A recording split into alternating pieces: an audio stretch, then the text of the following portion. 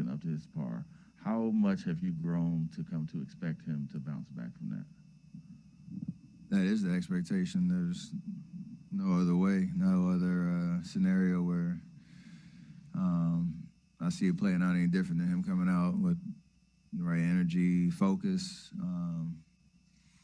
just making his impact, felt on the court. I know he takes all that stuff personally in terms of his standard and what he knows he can do out there on the floor. So when he doesn't meet that, he's usually pretty honest and accountable to himself, first and foremost, to the team, and then you go out and hoop. So we all go through that at some point.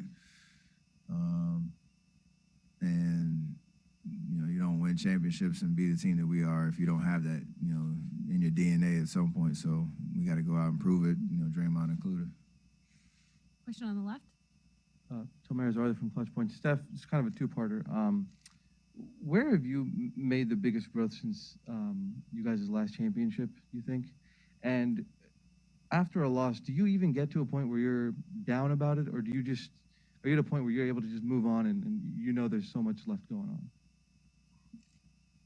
I mean, if you're not down about it, you're not in your feelings, then that's a problem because then it doesn't matter. You have to feel it. How much it lingers, that's the test of, to Marcus' question, just how do you bounce back? When you go home after the game, you're probably thinking about every play that happened, what you could have done differently. Was a defensive rotation, a shot that would have went in, a decision you make, whatever it is, those things kind of, circle in your head, and you probably lose a little bit of sleep that first night. Then you come back the next day and realize you have an opportunity to protect your home court again on Sunday, and just keep things moving and get yourselves back into the series. So the locker room after the game one was rough. Like we all know the opportunity that we let slip in terms of that fourth quarter. But it doesn't kill your confidence that you can't come out Sunday and win that game, and that's what we're going. That's what we're going to do. So, not much has changed from the last, from 18 or any of those finals appearances, and really in terms of me personally, how I've evolved. It's just continue to try to play at a high level, understand the game, understand the things that can happen in the playoff series and in the finals, and adjust accordingly as you go through it. Monty in the middle. After going through the video of the game, what are the things you saw, and what's your reaction to what you saw? And do you think you played with enough defensive, force over the course of the game? There were spurts, not over the whole course of the game. They're a great team. They have a lot of different weapons, a lot of threats. Guys had some amazing nights shooting the basketball. So you understand some of the mistakes we made, they took advantage of it. We could have made the same mistakes. They could have missed some shots, and we might be having a different conversation. But the way it played out, I think early in the game there were some defensive breakdowns and some lack of physicality that gave, some of the guys some confidence, and then that carried over through the rest of the game. In the fourth quarter, you could just feel the momentum just, shifting dramatically, and the avalanche started. So we have to come out with a sense of desperation, first quarter, and really cement ourselves in terms of what we're trying to do. Play with the same joy, the same aggressiveness that we always do, but have to sustain it over 48. And it's crazy saying that. That's what it should be like in the finals. With two great teams going at it. Tim Reynolds, Associated Press. Steph, you guys have had that crazy streak. I think it's like 26 consecutive series with a road win. Boston is 8-2 on the road in these playoffs. I mean, obviously you got to be really, really good to get to the finals, but how does really, really good become really, really great on the road? Like, what's the defining characteristic that a team has to have to consistently win on the road at this level? The ability to win games a lot of different ways. Even, if shots aren't falling, you can buckle down and get stops. If shots are falling, you capitalize on that momentum, kind of like Boston did in the fourth. And there's really no panic. I think our experience, we've been down big on the road and come back. We've won some ugly games on the road, low scoring games. We've won some shootouts. Like it's a lot of different scenarios that you find yourself in, and you have to be prepared and have the personnel and the resiliency to kind of be able to live in those moments. And there's just a lot of chemistry and toughness that shows up in the biggest of moments. So, like you said, it's two great teams that have demonstrated the ability to go, outside of their home and get wins. We're obviously going to have to do that one time to win this series, but obviously for us, it starts protecting our home court on Sunday. Mark? Hey, Steph, what's been your message to Jordan on what it'll take to bounce back in game 2? Be yourself. I guess feel what remember what it felt like, in terms of your adrenaline and your emotions coming out, in the game. Try to get yourself, asserted, maybe slow down just a little bit to kind of see the pictures a little bit better. But you didn't have to change anything about, the way he plays or the way he attacks or where, he feels the most confident in terms of making an impact on the game. You just have to be able to bottle up those emotions and the adrenaline, because it is different. It's a different experience being, knowing it's the finals and you go through that in your first experience. It's a little different, so don't want to over communicate to him on that front and clog his mind with anything other than just going out and having fun and playing basketball. Melissa on the right.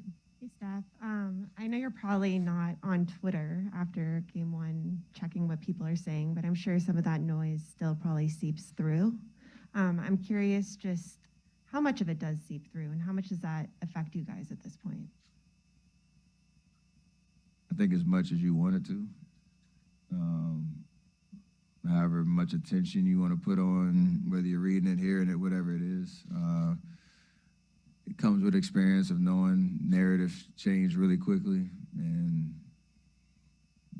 everybody's trying to guess what's going to happen in the series and, overreacting or properly reacting to everything. So it never really gets to me as much in terms of it changing anything other than the expectations I have for myself out there on the court, or again the standard that I've set for myself in terms of how I'm supposed to play. At the end of the day, it is just about winning the basketball game. So if we go out there and do that on Sunday, I'm sure whatever the noise is will be a little bit more favorable for us. But right now, we allowed game 1 to get away from us, and we gotta respond. Say what? You use it as motivation? Yes and no. Like, it's just kind of a through line of your entire career and every year that you play in this league and every experience you go through. It's not just, now we're in the finals, I need some more motivation to get the job done at all. CJ in the middle. What's up, Steph? Were you surprised that Gary wasn't in the game 1 rotation? And when he is able to get back on the court, what does he bring to a series like this?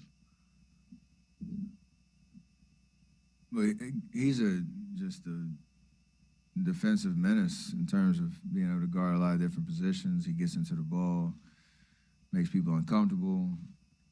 He can disrupt a lot of different actions and different situations out there. He even has a knack on the offensive end, just being in the right place at the right time, and gives us great energy. So the fact that he's available is big, just because of what he's been through these last 3-4 weeks. I don't know if I was surprised he wasn't in, because I don't know too much about how he really feels and what the conversations is with with coach and the training staff and all that. But the fact that he's available, I know he has to be ready, because his number can be called at any moment, and he has to go be the GP that we know him to be. He can affect this series that same way. Guarding Jalen, guarding Jason, Marcus, whoever he's asked to guard, and giving us a huge boost of energy, because that's what he does. Last couple of questions. Rohan in the middle. Steph, obviously you've seen every defense over the course of the playoffs, the finals. Boston in particular, I think, switched more than any team this season.